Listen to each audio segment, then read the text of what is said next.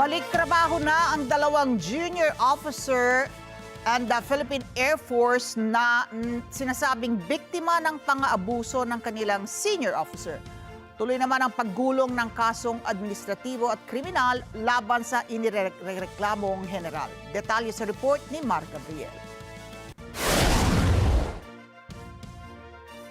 Balik trabaho na ang dalawang junior officer ng Philippine Air Force na umano'y biktima ng sexual abuse ng kanilang senior officer.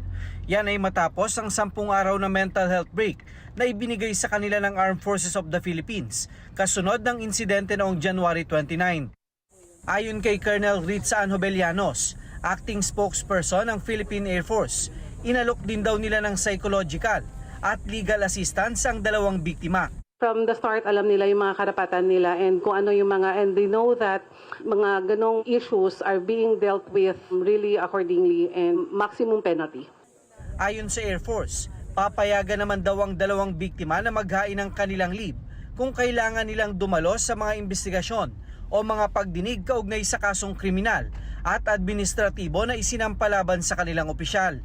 Sa ngayon, tuloy-tuloy daw ang paggulong ng pre-trial investigation para sa kasong administratibo na isinampa laban sa Air Force General.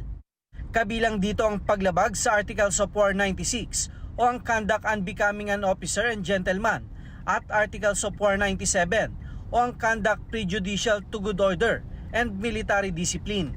Tiniyak naman ng AFP na patas ang ginagawang investigasyon sa reklamo at bibigyan ng due process ang magkabilang panig.